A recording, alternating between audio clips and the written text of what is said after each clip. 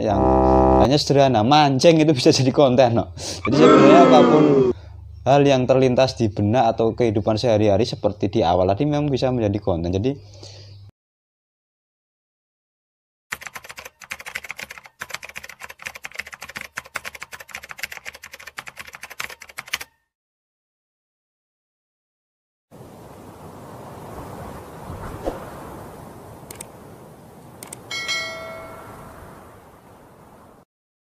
Assalamualaikum warahmatullahi wabarakatuh. Pada kesempatan kali ini saya akan menjawab pertanyaan yang tidak melalui komentar tapi melalui japri atau di forum kemarin ya. YouTuber kok bingung buat konten. Itu saya kira harus perlu dijawab ya. Dan di video kali ini saya akan berbagi atau menjadi bagian tugas saya untuk menginformasikan sesuatu yang saya kira penting. Nah, YouTuber kok kehabisan atau kehilangan ide atau konten itu bagaimana sih caranya? Nah, kalau pengalaman saya di beberapa buku yang saya tulis, khususnya dalam membuat artikel atau membuat jurnal ilmiah ya, ada beberapa yang saya kira bisa diduplikasi di dalam pembuatan konten di YouTube. Yang pertama adalah Anda bisa menjalankan kegiatan di YouTube itu dengan kegiatan hal pribadi. Jadi ya mulai dari kegiatan di rumah, di sekolah, di kampus. Jadi itu ya yang pertama. Artinya kegiatan itu kalau misalnya memang memenuhi syarat informasi, itu edukat untuk mengedukasi, untuk menjembatani, untuk mengontrol, untuk hiburan, saya kira sah-sah saja. Jadi itu ya pertama bisa aktivitas pribadi. Kemudian yang kedua, siapkan tema ataupun sesuai playlist atau bahasanya kalau di media itu rubrik di kanal Anda. Itu yang kedua.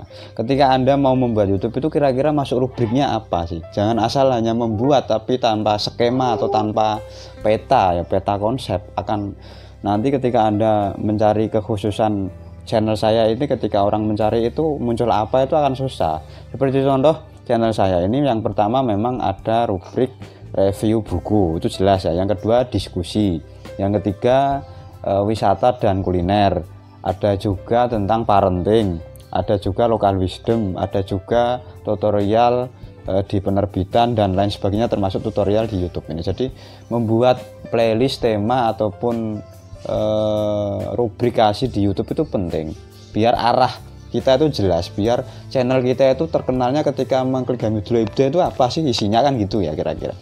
Misalnya kalau kita mengklik Atta Halilintar itu isinya apa ya, kira-kira ya gitu saja, nggak ada memang berbeda dengan kita yang memang masih mengutamakan edukasi daripada sekadar mencari viralitas atau mencari subscriber banyak ya sebenarnya.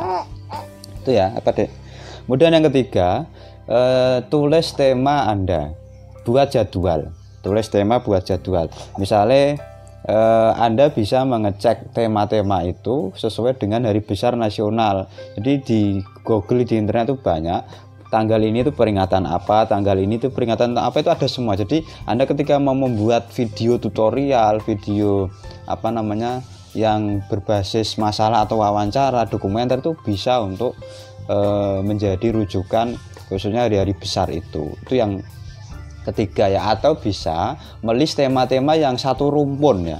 Misalnya saya mengelola penerbitan, maka saya memberi konten tentang cara membuat naskah yang baik, cara mengedit, cara mengajukan ISBN, pengertian ISBN dan sebagainya. Itu memang satu tema serumpun. Jadi seolah-olah kita itu kalau membuat buku itu ya membuat timeline ataupun bukan timeline ya, peta konsep atau mind map atau daftar isinya dulu gitu loh.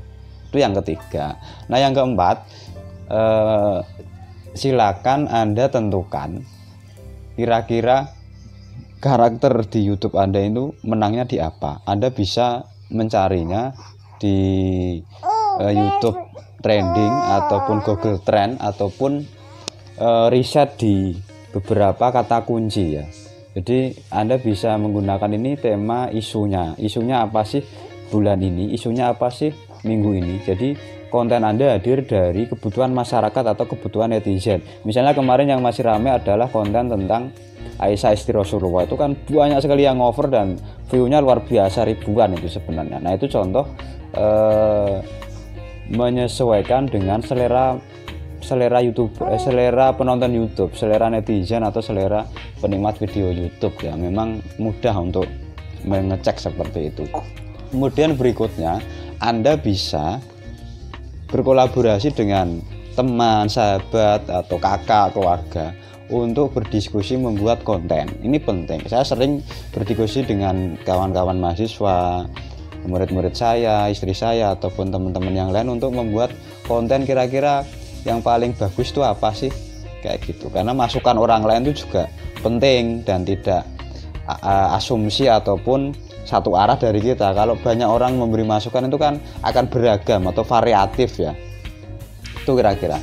Kemudian yang selanjutnya bisa membuat film ataupun video yang menghadirkan orang penting atau kita wawancara, itu juga bisa menjadi konten yang tak akan pernah selesai atau tak akan pernah padam.